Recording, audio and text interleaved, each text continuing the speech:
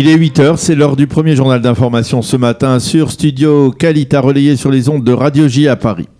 Selon la chaîne de télévision américaine ABC, reprise depuis ce matin par d'autres chaînes de télévision américaines, Israël a bel et bien coopéré avec les États-Unis en fournissant de précieux renseignements qui auraient permis l'élimination il y a 10 jours de Qassem Soleimani, le commandant en chef de la brigade d'élite Al-Quds des gardiens de la Révolution et celui qui fut l'un des hommes forts du régime de Téhéran. Pour l'instant, côté israélien, on refuse bien entendu de commenter une telle information. Ceci étant, le régime iranien a dû reconnaître hier qu'il avait bel et bien donné l'ordre d'abattre le Boeing de l'Ukrainian Airlines qui s'est crashé mercredi dernier avec à son bord 176 passagers dont une majorité d'Iraniens.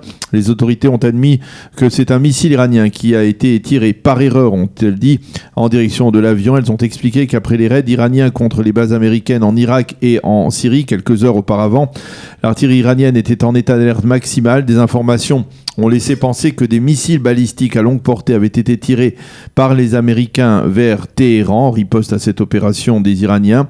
L'un des officiers a cru que l'avion qui venait de décoller de l'aéroport international de Téhéran était l'un de ces missiles. Il a donc donné l'ordre de tirer dans sa direction, faisant exploser l'avion en vol. Ces révélations ont profondément choqué apparemment les Iraniens. Au moins une partie des Iraniens et plusieurs centaines d'entre eux sont descendus hier soir dans les rues de Téhéran en scandant des slogans contre l'ayatollah Khamenei, le guide spirituel du régime iranien, et contre les mensonges du régime. L'ambassadeur de Grande-Bretagne à Téhéran, qui est descendu dans la rue pour filmer les manifestants, certains affirment même pour les encourager, a été arrêté par les forces de l'ordre iraniennes, puis libéré peu après, ce qui a valu au régime des Mollahs une réaction très sévère de la part du gouvernement londonien.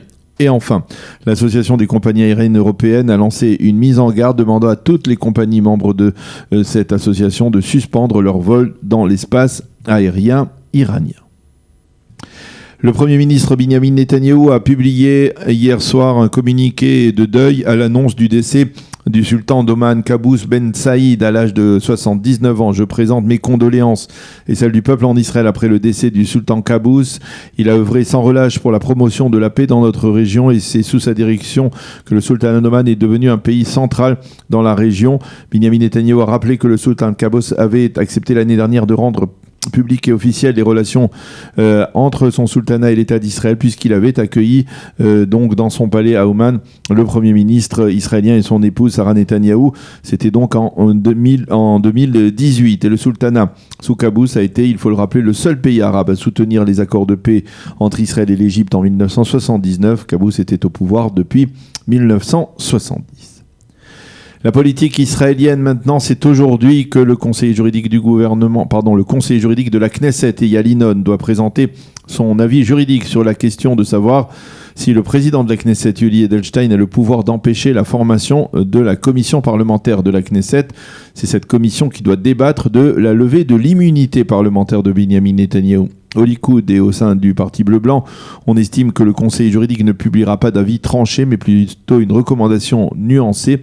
On estime que sa recommandation devrait limiter la marge de manœuvre du président du Parlement, qui pourrait, suite à cela, se voir contraint de nommer une telle commission. Si Yuli Edelstein devait geler ou retarder une telle procédure, alors au sein de Bleu-Blanc, on menace d'entamer une procédure de destitution pure et simple du président de la Knesset. On estime que Yuli Edelstein adoptera une position médiane dans ce débat et pourrait autoriser donc, sous certaines conditions, la formation de cette commission. À Bleu-Blanc, on a l'intention d'entamer dans les 10 prochains jours les débats sur la levée de l'immunité parlementaire du Premier ministre dans le cadre de cette commission, si bien entendu celle-ci devait être formée.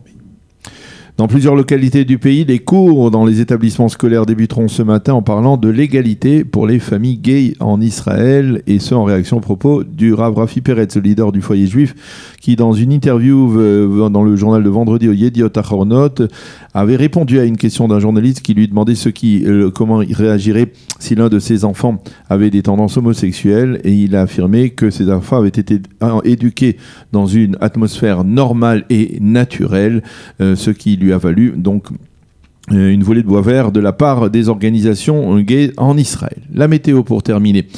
Le temps sera partiellement nuageux à clair sur l'ensemble du territoire israélien, avec des pluies éparses dans certaines régions du pays. Il fera aujourd'hui 12 degrés à Jérusalem, 16 à Tel Aviv et 20 degrés à Eilat. C'est la fin de ce premier journal d'information sur Studio Kalita.